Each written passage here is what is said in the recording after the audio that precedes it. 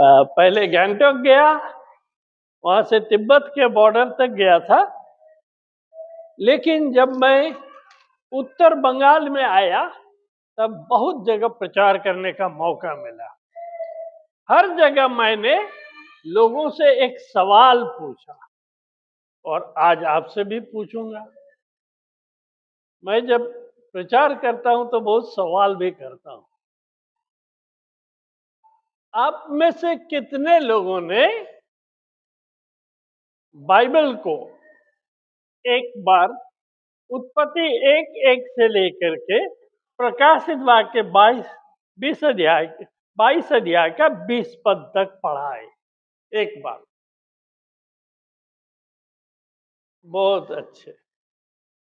मैं जब उत्तर बिहार में गया, बंगाल में, बहुत से मसीही बाइबल एक बार भी नहीं पढ़े।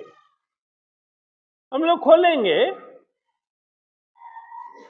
कुलुसियों की पत्री 3 अध्याय 16 पद। कुलुसियों की पत्री 3 अध्याय 16 पद। क्या लिखा हुआ? मसीह के वचन को अपने हृदय में अधिकाई से बसने दो। मसीह के वचन को अपने हृदय में अधिकाई से बसने दो। जो पढ़ेंगे ही नहीं तो परमेश्वर का वचन हमारे हृदय में कैसे बसेगा? आज हम मसीही जरूर हाथ उठा करके प्रार्थना करते हैं और हालेलुया करते हैं। एक सवाल और पूछूंगा, लेकिन परमेश्वर के वचन के बारे में हमें ज्ञान नहीं। तब हम आत्मिक उन्नति कैसे करेंगे? आगे उसी पद में क्या लिखा है? और सिद्ध ज्ञान सहित एक दूसरे को सिखाओ। सिद्ध ज्ञान सहित एक दूसरे को सिखाओ। सिखाने का काम केवल पास्टर का नहीं है, हर विश्वासी का काम है। तो क्या आप अपने पड़ोसी को सिखा सकते हैं?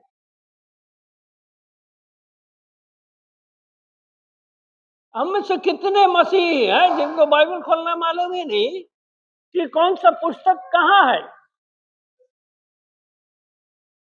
उनको वो सूची देखना पड़ता है, पेज नंबर देखेगा तब जाके खोलेगा। ये तो सच लज्जा की बात है। अगर हम आत्मिक जीवन में बढ़ना चाहते हैं, अवश्य है कि परमेश्वर का वचन हमारे हृदय में अधिकाई से बसे, और उसको अधिकाई से बसने के लिए पढ़ना होगा, पढ़ना, मनन करना होगा।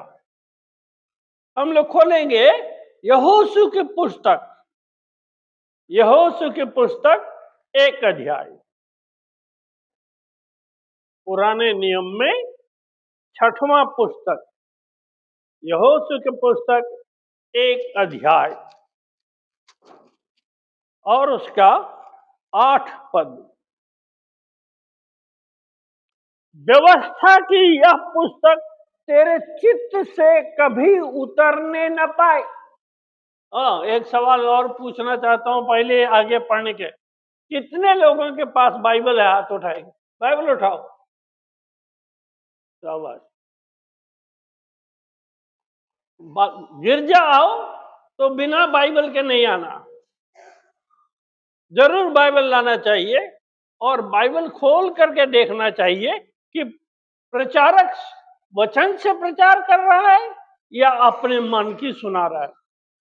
प्रचारक की बात को नहीं, परमेश्वर के वचन को देखना जरूरी है। जब वो मूसा के स्थान पर खड़ा हुआ तब क्या कहा? व्यवस्था की यह पुस्तक तेरे चित्त से कभी ना उतरने पाए, इसी में दिन रात ध्यान दिए रहना, ध्यान दिए रहना।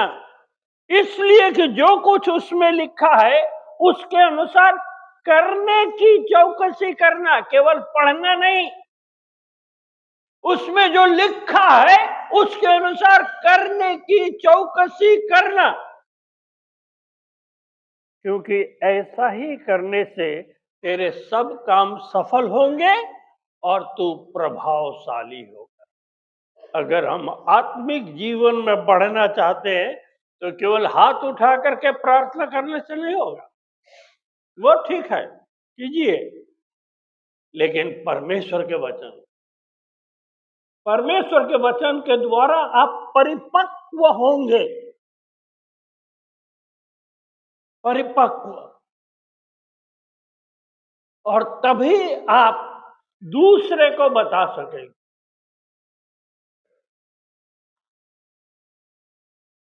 हमारे मुंह खुलते नहीं है दूसरों के सामने, क्यों? डर लगता है। अगर मैं उसको कुछ बताने जाऊं और वो सवाल पूछे तो फिर मैं कैसे जवाब दूंगा ना, ये डर रहता। तो उसका उत्तर क्या है? इसलिए बाइबल पढ़िए,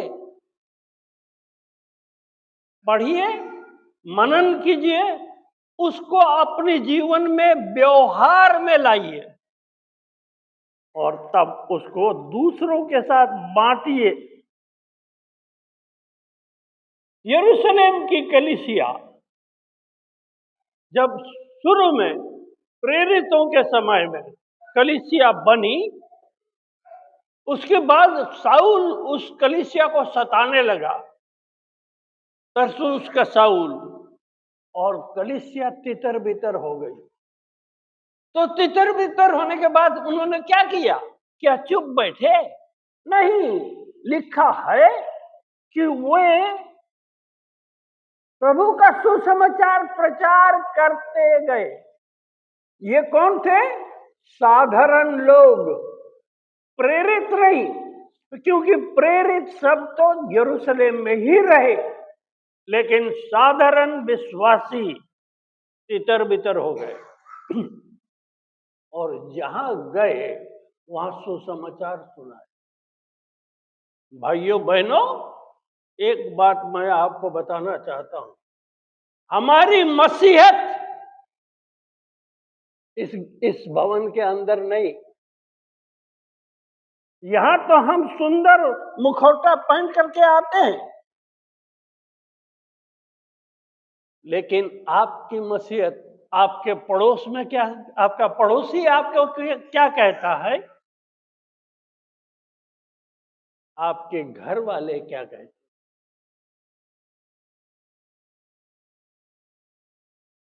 वैसी में तो मसीहत की परख है। यहां तो आते हैं सब लोग एक साथ हैं और एक साथ होकर के चिल्लाना आसान है, लेकिन जब आप अकेले हैं, आपके पड़ोसी आपके बारे में क्या कहते हैं?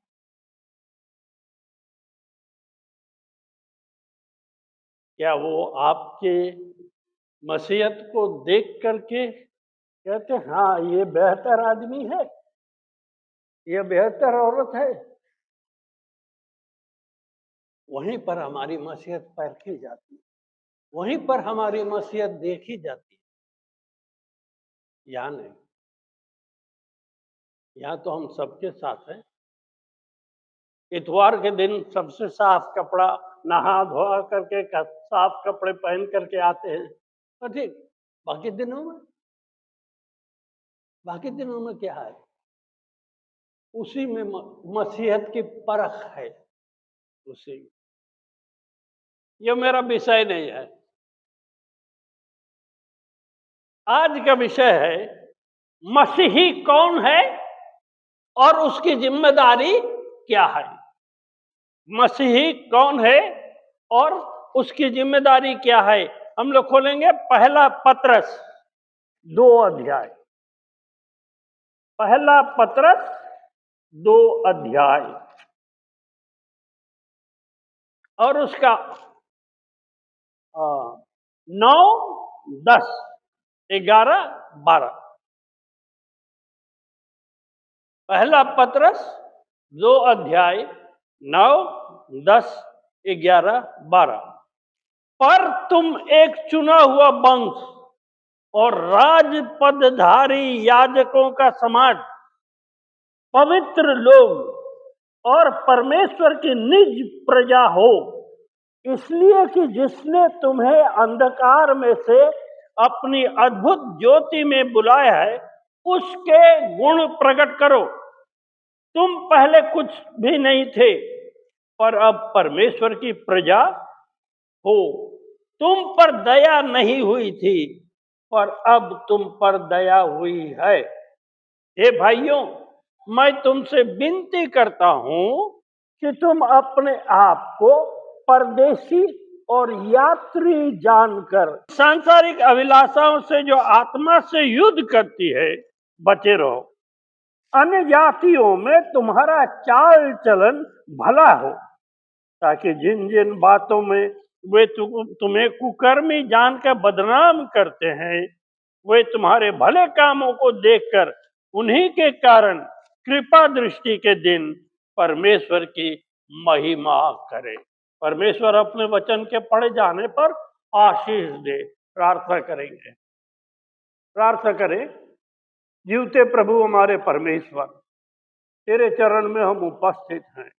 अपने आत्मा के द्वारा तूने इस वचन को रचा है और तू अभी आत्मा ही के द्वारा इस वचन के रहस्य को हमारे सामने खोल, ताकि हम उसमें उसे समझें और उसमें बढ़ सके और तेरी महिमा हमारे द्वारा होने पाए। हमारी विनती सुन, मुक्तिदाता यीशु के नाम से मांगते हैं, आमीन। 9वें पद में पत्रस हमें बताता है कि एक मसीही कौन है। लिखा है, पर तुम, यह तुम शब्द मसीहियों के लिए है जिनको उसने लिखा। 1 अध्याय के 1 पद में देखिए, इनको उसने लिखा, ये तितर बितर हुए लोग हैं। पत्रस की ओर से यीशु मसीह, जो यीशु मसीह का प्रेरित है, उन परदेशियों के नाम जो पंतुस, गलतिया, कप्पदोकिया, आसिया, बिथुनिया में तितर बितर होकर रहते हैं। क्यों तितर बितर हैं? क्योंकि ये मसीही होने के कारण सताए गए और इनको अपना घर छोड़ करके परदेश में भागना पड़ा। हमारे देश में अभी तक वो नहीं आया है। आज के दिनों में नाइजीरिया में मसीही लोग बहुत सताए जा रहे हैं। मुसलमानों के द्वारा से मसीही सताए जा रहे हैं। इसके पहले चीन में कम्युनिज्म के द्वारा लाखों मसीही मारे गए। मसीहों को अपना गड्ढा खुद ही खोदना पड़ता और बंदूक चला करके मार देते और उसी में गाड़ देते। आज चीन में गिरजाघर, घोड़शाला बनाया गया, गोदाम बनाया गया, मीटिंगें नहीं हुई। लेकिन आज भी कलीसिया जागृत है। कलीसिया है, उसको अंडरग्राउंड चर्चेस कहते हैं, यानी भूगत मसीह कलीसिया है। छिप करके आराधना करते हैं, लाखों की तादाद में है। लेकिन उन्होंने दुख उठाया और ये भी वही है। अपने विश्वास के कारण से इनको घर छोड़ करके जाना पड़ा था। पत्रस उनको हौसला बढ़ाने के लिए यह पत्री लिखता है और कहता है, तुम एक चुना हुआ वंश हो। परमेश्वर ने विश्वासियों को जगत की उत्पत्ति से पहले चुन लिया। देखिए 1 अध्याय 2 पद, बाइबल देखिए, बाइबल 1 अध्याय 2 पद। और परमेश्वर पिता के भविष्य ज्ञान के अनुसार आत्मा के पवित्र करने के द्वारा आज्ञा मानने और यीशु मसीह के लहू के छिड़के जाने के लिए चुने गए हो। एक विश्वासी चुना हुआ व्यक्ति है, जैसे इस्राएल भी परमेश्वर का चुना हुआ समाज था और आज भी है। आज भी वो चुने हुए हैं। परमेश्वर ने पूरी रीति से उनको त्याग नहीं दिया है और समय आएगा, हमको रोमियो के पत्र 11 अध्याय पढ़ना चाहिए उसके विषय में, और तब हमें समझ में आएगी कि आज परमेश्वर ने इस्राएल को थोड़ी देर के लिए अलग रखा है कि हम अन्य जातियों को विश्वास में बढ़ने और स्वर्ग के राज्य में प्रवेश करने का मौका मिले। जब हमारा अन्य जातियों का समय पूरा हो जाएगा तब परमेश्वर फिर अपनी प्रजा को वापस लाएगा। ये तो है, वो चुने हुए थे और हम भी चुने हुए हैं। परमेश्वर ने चुना। हाँ, अभी यहाँ विद्वानों का अलग अलग मत होता है कि किस तरह से परमेश्वर ने हमको चुना, लेकिन हमें उस विद्वानों के बहस में नहीं जाना है। लेकिन मुख्य बात यह है कि हम चुने हुए हैं। और दूसरी बात, न केवल चुने हुए हैं, राज पदधारी याजकों के समाज हैं। राज पदधारी याजक। पुराने नियम में 3 मुख्य पद थे: याजक, भविष्यद्वक्ता और राजा। ये 3। लेकिन कोई मनुष्य अकेले तीनों पद में का हकदार नहीं होता था। याजक पद केवल हारून और उसके पुत्रों तक था, लेवी वंश को भी नहीं था।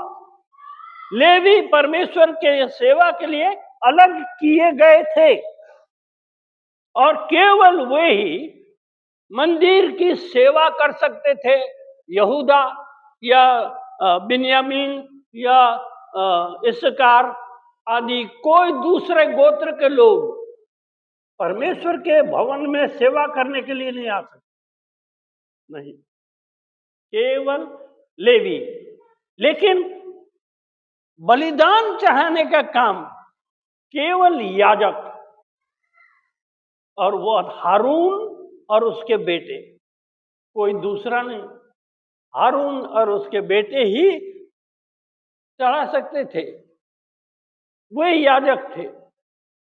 लेकिन वो राजा नहीं थे, राजा नहीं थे। पुराने नियम में मलकीसिदक के बारे में हम पढ़ते हैं।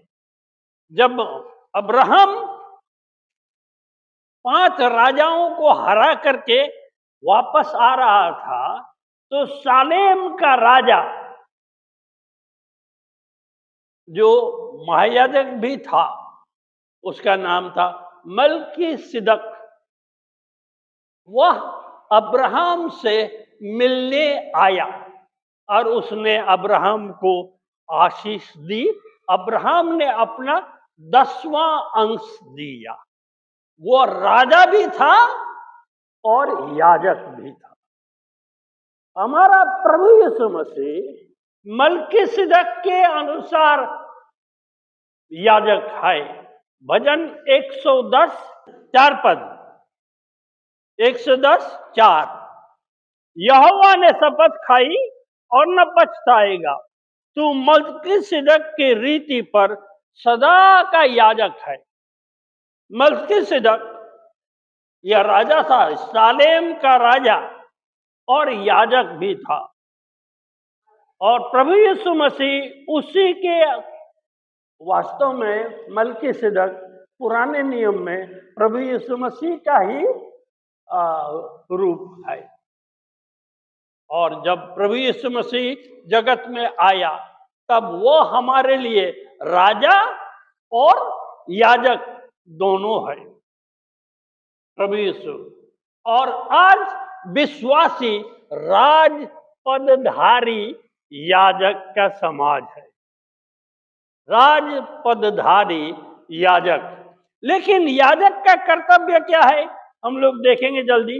मलाकी 1-2 अध्याय, मलाकी 2 अध्याय और उसका 7वां पद। मलाकी 2 अध्याय, मलाकी पुराने नियम का अंतिम पुस्तक, 2 अध्याय 7 पद। क्योंकि याजक को चाहिए कि वो अपने होठों से ज्ञान की रक्षा करे और लोग उसके मुंह से व्यवस्था पूछे, क्योंकि वह सेनाओं के यहोवा का दूत है। हम विश्वासी याजकों के समाज हैं, तो क्या परमेश्वर का व्यवस्था हमारे मुंह में है? परमेश्वर का वचन हम जानते हैं, हम दूसरों को सिखा सकते हैं। अभी कुलसियों में हमने पढ़ा, एक दूसरे को सिखाओ और समझाओ, लेकिन हम तो वो नहीं कर पाते। जब हम आपस में मिलते हैं क्या बात करते हैं? हाँ, आज किसकी खिचड़ी, क्या बर्तन में कैसा खिचड़ी बनाना और उस खिचड़ी में क्या क्या दिया गया, ये बात होती है। फलाने के बेटी कहाँ भाग गई, ये बातें होती है। लेकिन परमेश्वर के वचन खोल करके बातें होती है? नहीं होती। क्यों नहीं होती? आता नहीं, क्योंकि हम पढ़ते नहीं, उस पर मनन नहीं करते, उस पर चिंतन नहीं करते, तो फिर कैसे एक दूसरे को सिखाएंगे? कैसे करेंगे? हमारी उन्नति तब होगी, हम अकेले नहीं बढ़ते। हमें ये बात समझना चाहिए, परमेश्वर ने हमको एक देह में रखा है। हमारे शरीर में आंख है, नाक है, कान है, हाथ है, पैर है, सब कुछ है ना।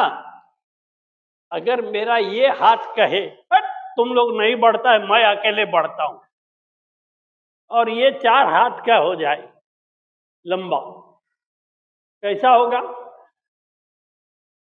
हा? मैं 5.5 फुट का हूं और मेरा हाथ ही 5 फुट का हो जाए तो और वो 1.5 फुट नीचे है, तो वो हाथ तो लटकता रहेगा ना, वो कुरूप दिखेगा नहीं। परमेश्वर ने हमको वचन एक देह में रखा, मसीह के देह में रखा है कि हम समान रीति से बढ़े, और समान रीति से हम तब बढ़ेंगे जब हम आपस में एक दूसरे के साथ संगति रखते हुए वचन पर ध्यान देंगे, वचन को समझेंगे और समझाएंगे। एक दूसरे को सिखाओ और समझाओ, यही तो लिखा है कुलसियों। ये हमारा काम है। हाँ, याजकों का समाज और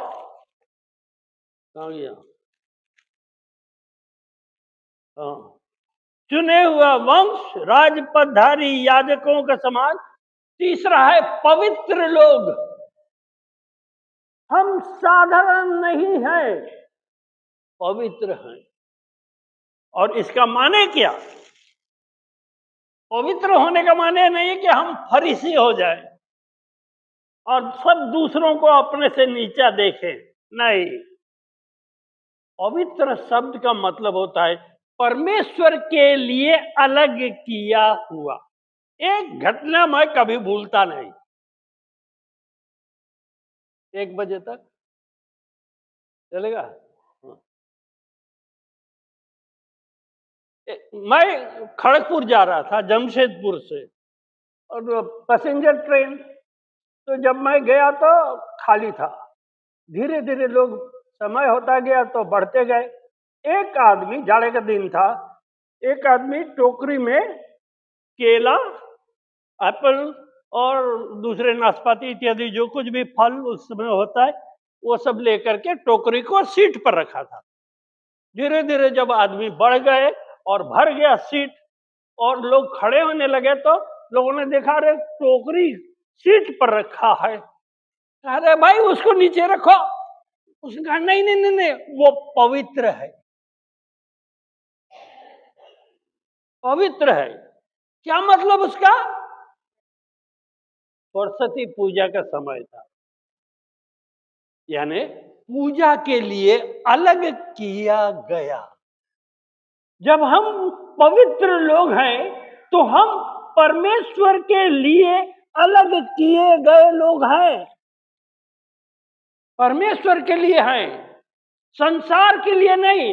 परमेश्वर ने हमें संसार से अलग करके अपने लिए अलग किया है। हम उसके विशेष लोग हैं, पवित्र। अवश्य इस कारण जैसा परमेश्वर पवित्र है, हमको भी पवित्र होना चाहिए। हर बात में हमको भी पवित्र होना चाहिए। हाँ? पवित्र लोग और परमेश्वर की निज प्रजा हो। बाइबल यह शब्द परमेश्वर ने इस्राएल के लिए रखा था। अगर आप उत्पत्ति 19 अध्याय पढ़ेंगे, उत्पत्ति नहीं, निर्गमन 19 अध्याय, तो जब इस्राएली मिस्र से छूट करके सिनाई के पास आए, तब परमेश्वर ने उनसे कहा था, तुम मेरे लिए पवित्र हो। और इसीलिए उसको बार बार पुराने नियम में लय व्यवस्था में लिखा है, क्योंकि मैं पवित्र हूं, पवित्र बनो। हमको भी पवित्र बनना है, परमेश्वर के निज प्रजा। हाँ, क्योंकि वह पवित्र है, हमें पवित्र होना है। परमेश्वर की निज प्रजा। वहां पर परमेश्वर ने इस्राएल से कहा, समस्त संसार तो मेरी है, लेकिन उसमें से मैंने तुमको अपने लिए अलग किया। आज इस्राएल को परमेश्वर ने थोड़ी देर के लिए अलग रखा है। आज कलीसिया को उसने अपना निज प्रजा बनाया है। तो क्या हमारा जीवन परमेश्वर के लिए योग्य है? ये सवाल है। क्या हम अपने जीवन से परमेश्वर की महिमा करते हैं? अभी आगे लिखता है, क्यों? हमने देखा हम क्या हैं? चुना हुआ वंश, राजपदधारी याजकों का समाज, पवित्र लोग, परमेश्वर की निज प्रजा। 4 बातें। क्यों? ये सब आशीषें हमें क्यों मिली? लिखा है, क्या लिखा है? जिसने तुमको अंधकार में से अपनी अद्भुत ज्योति में बुलाया है, उसके गुण प्रकट करो। पहले हम अंधकार थे। जिस दिन हमने प्रभु यीशु मसीह पर विश्वास किया, उस दिन हम ज्योति के संतान बन गए। ज्योति, परमेश्वर ज्योति है और हम ज्योति के संतान बन गए। तो अब हमारा काम क्या है? उसके गुण प्रकट करो। क्या परमेश्वर के गुण हमारे जीवन में दिखाई देता है?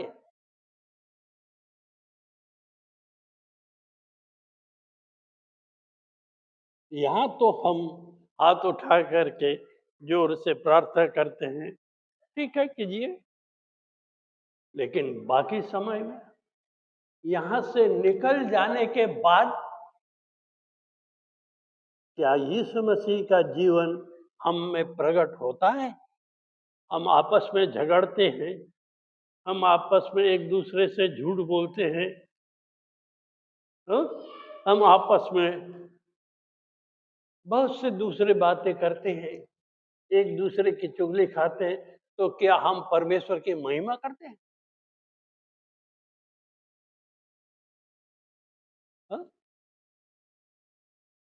नहीं। इसीलिए कहा है ये सब हमको इसलिए मिला है कि हम परमेश्वर के गुण प्रकट करें। तुम पहले कुछ भी नहीं थे। हाँ, ये वास्तव में 10 पद जो है वह होशे के पुस्तक से है। होशे के दो दो बच्चे हुए।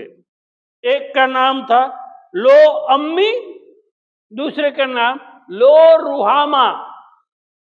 हाँ? लो रुहामा माने तुम पर दया नहीं हुई थी, अब तुम पर दया हुई, अर्थात रुहामा। तुम पहले प्रजा नहीं थे, लो अम्मी, अभी तुम परमेश्वर के प्रजा हो, अम्मीएल। अम्मीएल यह वही पद है। तो हम तो अन्य जाति थे, इस्राएली नहीं थे। मूर्ति पूजा करते थे। हमारे माँ बाप, हमारे दादा परदादा तो मूर्ति पूजक थे ना। हाँ, और हम भी उन्हीं में से थे, और शायद अभी भी है। मसीह तो कहलाते हैं, लेकिन हमारे पुरानी संस्कृति जाती नहीं। अभी मैंने एक बच्चा को देखा, काला टीका यहां पर था। क्यों क्यों था? नजर न लगे ना। हाँ हाँ, तो काला टीका लगाने से नजर नहीं लगेगा। यही हम विश्वासी हैं। आज भी हम पुरानी रीतियों पर चलते हैं। जब बीमारी कोई होता है तो झाड़ फूक करने को चले जाते हैं। हाँ, कैसे विश्वासी, कैसे विश्वासी।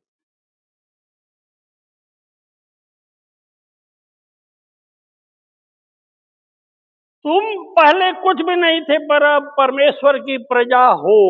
तुम पर दया नहीं हुई थी, अब तुम पर दया हुई है। अब जबकि परमेश्वर ने हमको ऐसा पद दिया है, हमारा कर्तव्य क्या है?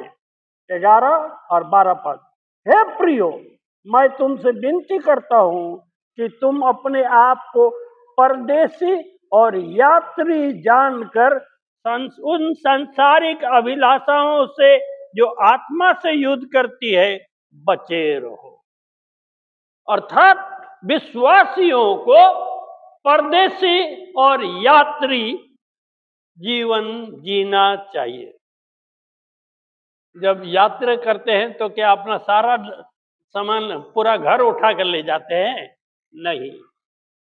मैं पहले जब ट्रेन में जाता था तो ट्रेन में एक कार्ड लिखा हुआ रहता है, कम सामान ज्यादा आराम।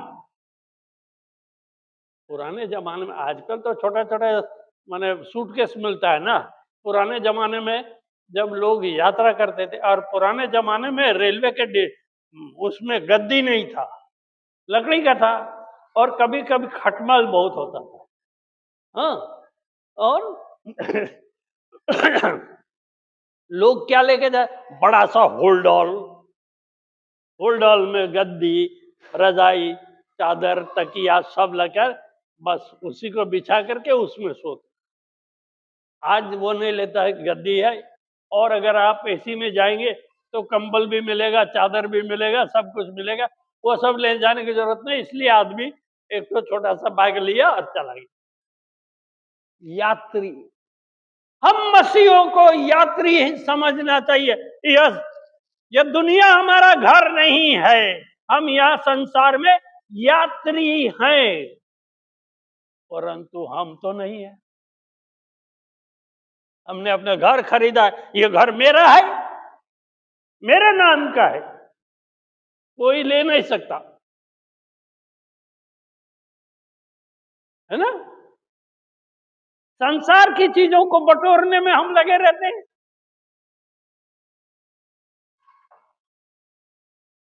तो यात्री कैसे हो?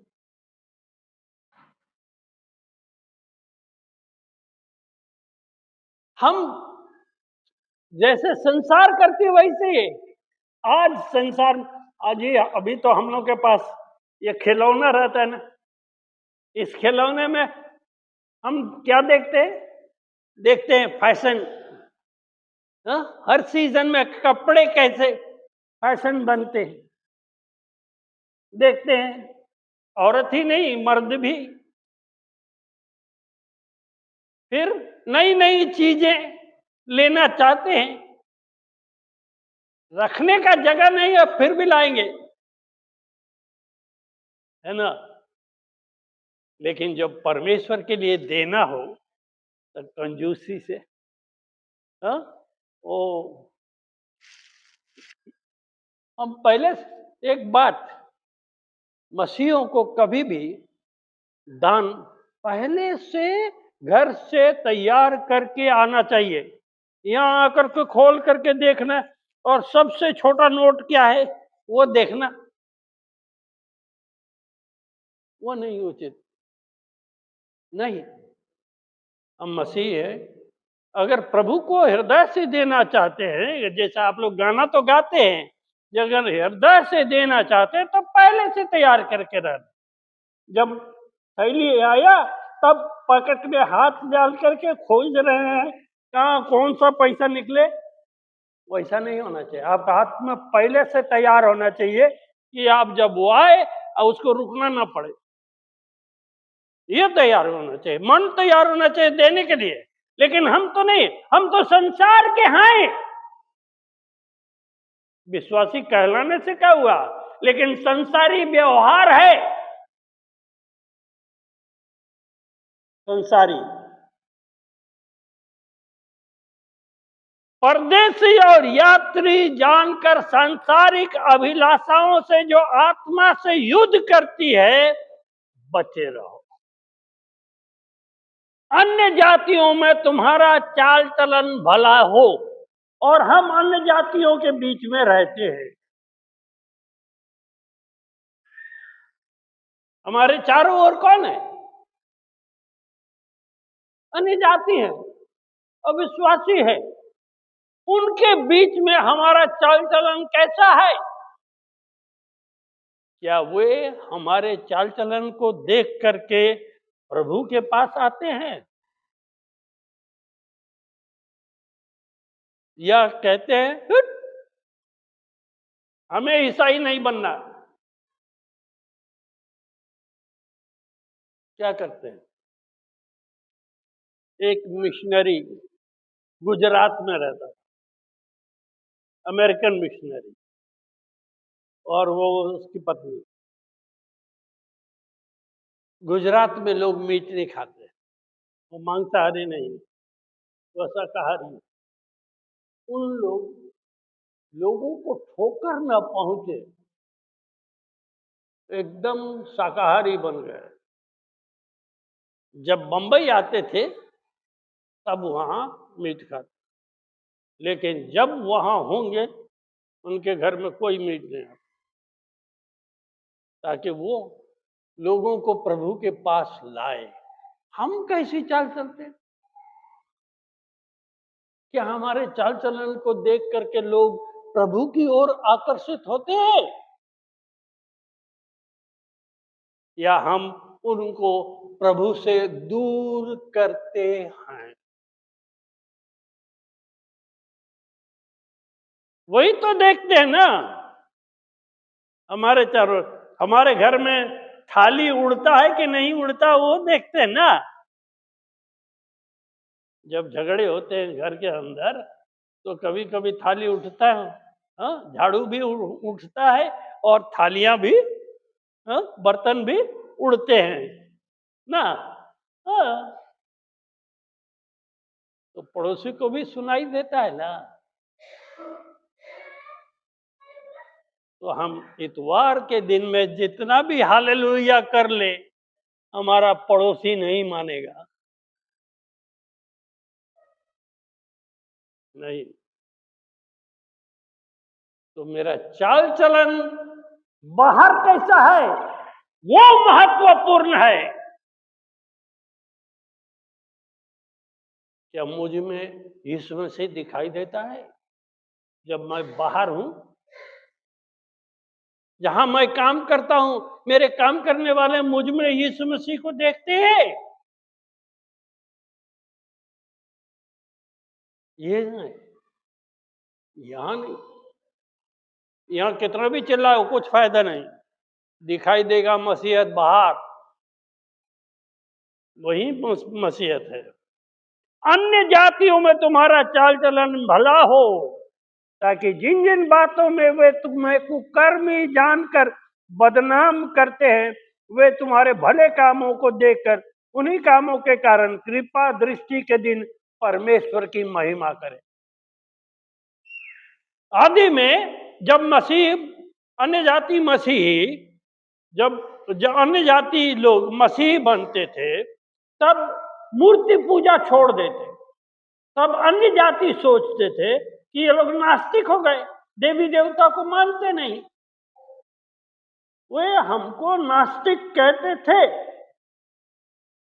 तो इसी बात को पतरस यहां लिखता है, जिन जिन बातों में वे तुम्हें कुकर्मी जानकर बदनाम करते। प्रभु बोझ को वो लोग सोचते थे ये लोग बच्चे का मार करके उसका लहू पीते हैं। इस तरह से उनका सोच था। तो उस सोच को बदलेंगे कैसे? तुम्हारा चाल चलन भला हो, तुम्हारा चाल चलन भला हो, ताकि जिन जिन बातों में वे तुम्हें कुकर्मी जानकर बदनाम करते, वे तुम्हारे भले कामों को देखकर कृपा दृष्टि के दिन परमेश्वर की महिमा करें। भाइयों बहनों, आपने प्रभु पर विश्वास किया है, परमेश्वर आपको आशीष दे। लेकिन परमेश्वर से मेरी विनती यह है कि आप मसीहत को केवल गिरजा में नहीं, बाहर परिवार में, परिवार के बाहर, काम के क्षेत्र में, और जहां कहीं आप जाएं वहां दिखा, ताकि परमेश्वर की महिमा आपके द्वारा हो। आमीन। हमारे प्रभु, तेरे वचन के लिए तुझे धन्यवाद।